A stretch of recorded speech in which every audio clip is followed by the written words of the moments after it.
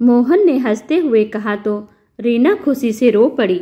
लखन बाबू पत्नी से बोले कि हमारे पुण्य कर्मों का फल है कि हमें मोहन जैसा बेटा मिला है, जो परिवार के प्रति अपनी जिम्मेदारी को समझता है और निभाता भी है। फिर तीनों बैठकर बारात, कैटरिंग, जेवर इत्यादि की प्लानिंग करने लगे। 1 महीने बाद तय किए दिन पर रिमझिम का विवाह हुआ। लखन बाबू और मोहन ने रिमझिम की शादी में कोई कमी नहीं होने दी।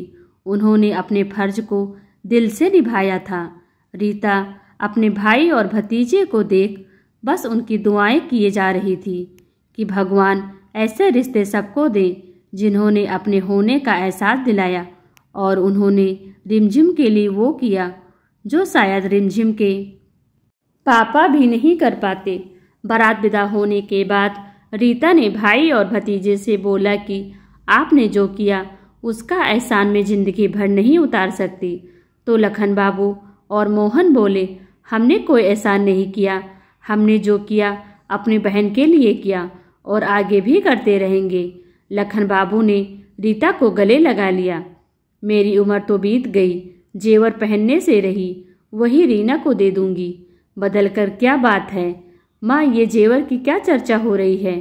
पास के कमरे में बैठा मोहन ने सुना तो अपनी माँ से पूछा, कुछ नहीं, रिमझिम की शादी है ना? तो हाँ, पर उसमें तो अभी 1 महीना है। 1 महीना तो है, लेकिन लखन बाबू ने पत्नी को बेटे को न बताने का इशारा किया तो मोहन पिता की ओर देखकर बोला, आपको मेरी सौगंध पापा, बताइए क्या बात है? बुआ को कोई प्रॉब्लम है? हाँ मोहन, हम उसी की बात कर रहे थे। तुम्हारी माँ अपने जेवर रीना को देने के लिए कह रही हैं।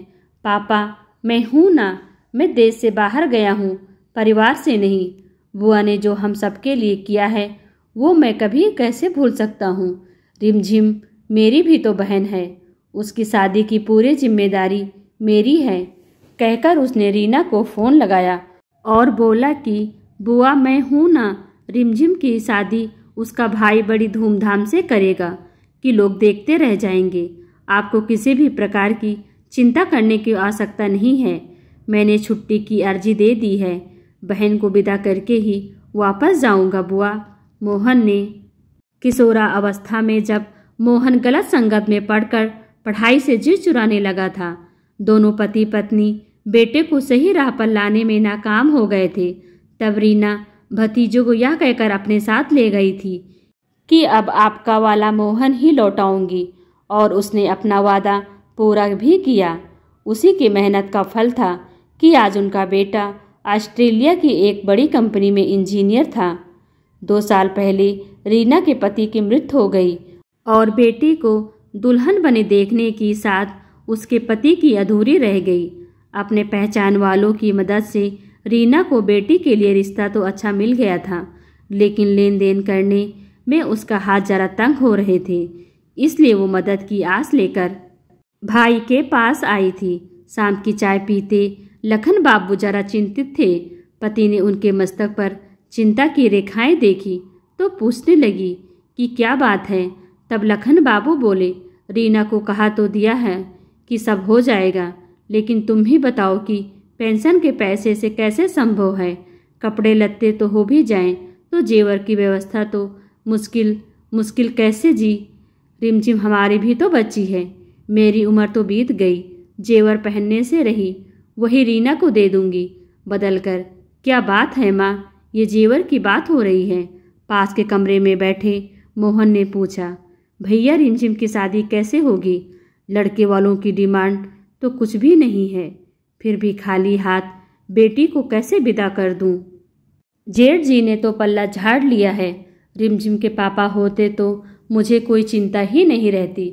लेकिन कहते हुए रीना रोने लगी तो लखन बाबू बहन के कंधे पर अपने दोनों हाथ रखते हुए बोले, रोती क्यों है रीना? भगवान सब ठीक कर देंगे। और फिर हम हैं ना, रिमझिम के मामा मामी। हाँ रीना, अपने भैया भाभी पर भरोसा रख। खूब धूमधाम से हम अपनी रिमझिम का ब्याह करेंगे। अब चाय पी ले, तेरी पसंद की अदरक वाली बनाई है।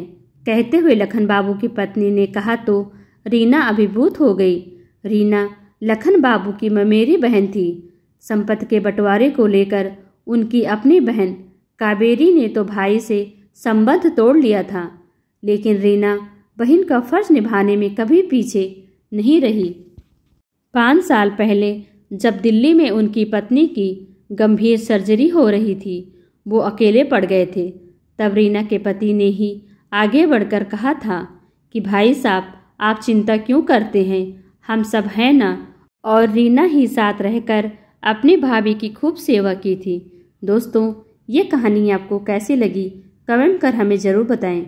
वीडियो को लाइक कर चैनल को सब्सक्राइब करना बिल्कुल भी ना भूलें। Thanks for watching.